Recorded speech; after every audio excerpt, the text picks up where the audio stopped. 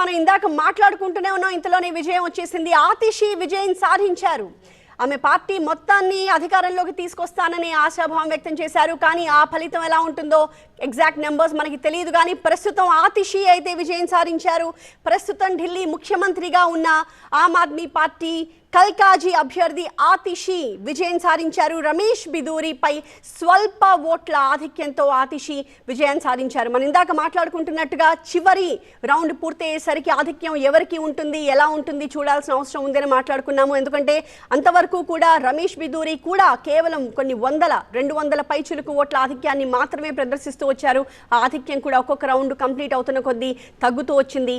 Last round complete అయ్యేసరికి ఆతిషినే గెలిచారు. ఆతిషి కల్కాజీ నియోజకవర్గం నుంచి స్వల్ప ఓట్ల తేడాతో రమేష్ బిదూరిపై విజయాన్ని సాధించారు.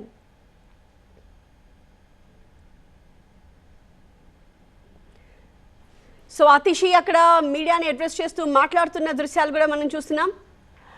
రైట్, ఆతిషి అయితే ఆమె ముఖంలో చిరునవ్వు కనిపిస్తోంది. ఆమె ఆనందంగా ఉన్నారు. అట్లీస్ట్ తాను గట్టెక్కగలిగాను అన్న ఒక ఆనందం అయితే ఆమె ముఖంలో మనకి కనిపిస్తోంది. కల్కాజీలో గట్టెక్కారు ఢిల్లీ ముఖ్యమంత్రి ఆతిషి.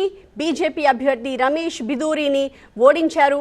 ఆతిషి చివరి రౌండ్లో ఆమెకి అనూహ్య విజయం దక్కింది. ఎందుకంటే లాస్ట్ వరకు కూడా టగ్ ఆఫ్ వార్ లాగానే కొనసాగింది. ఎవరు గెలుస్తారన్న ఒక ఉత్కంఠ నేపథ్యంలో ఫైనల్గా ఆతిషి పరువు నిలుపుకున్నారు.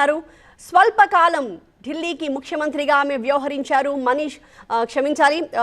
అరవింద్ కేజ్రీవాల్ జైలు పాలవ్వడం, ఆ తర్వాత జరిగిన పరిణామాలన్నీ కూడా మనకు తెలుసు. ఈ నేపథ్యంలో పార్టీ బాధ్యతల్ని చూసుకోవడం కోసం అరవింద్ కేజ్రీవాల్ ముఖ్యమంత్రి పదవి నుంచి దిగిపోయారు.